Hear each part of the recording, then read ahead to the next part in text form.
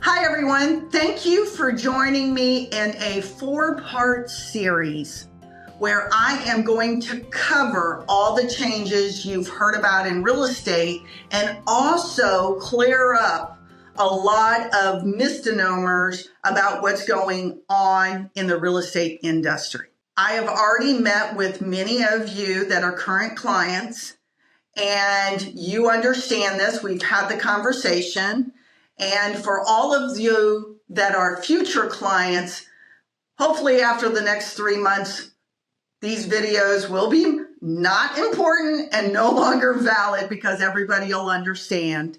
But because of all the misinformation out there, I think it's very important that I do this four-part series on how the changes in real estate impact you as a seller and impact you as a buyer, and then clear up the confusion.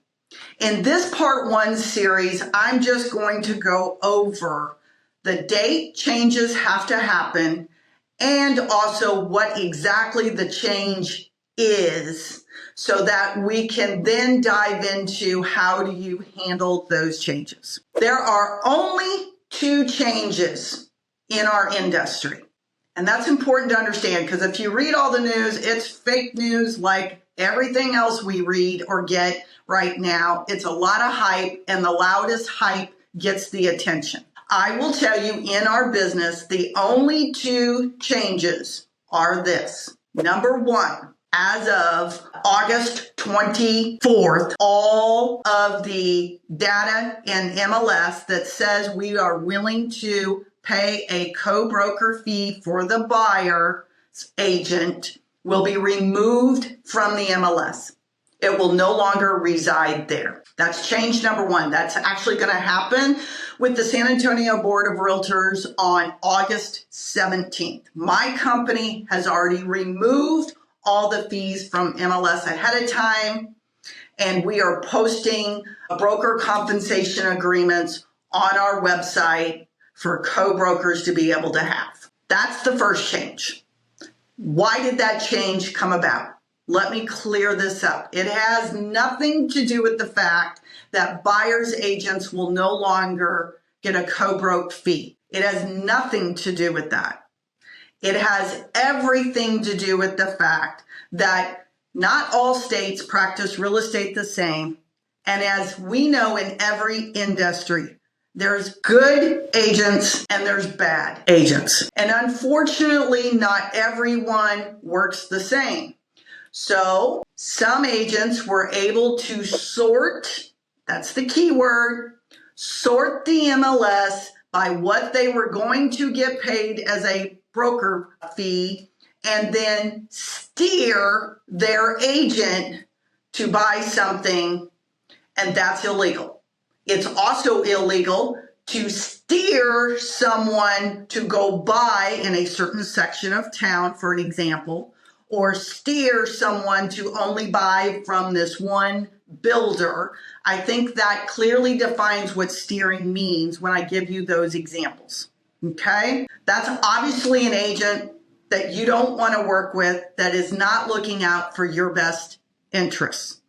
So because of that issue, it is no longer going to be an MLS, so the fees cannot be searched or sorted. Okay? That's it. That's the change. Huge change. Really, it's not. And it can be handled very easily and has been for the commercial side of business or in farm and ranch forever. So now on the residential side, we're going to learn to handle things a little differently as well. The second change that has come about is that no agent will work with a buyer without having a buyer's agreement signed before they walk out the door and open the door of someone else's house.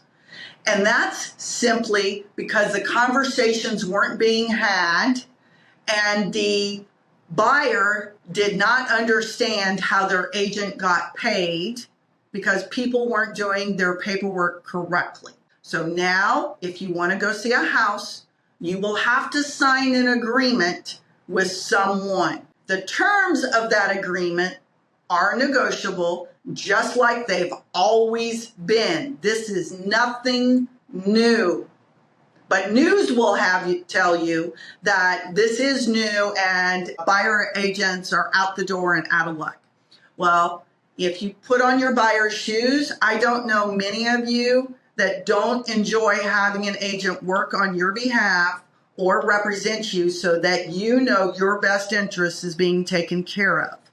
Flying blind out there is not good because you have no idea if you got a great deal on the house, a fair deal, or a bad deal, and many other things in between. So what you will now do is understand the relationship with your buyer's agent. Those are it. That's the only two changes. No more broker fees that are co-broke fees, meaning what we as a listing agent will pay the other side as a co-broke fee is in MLS.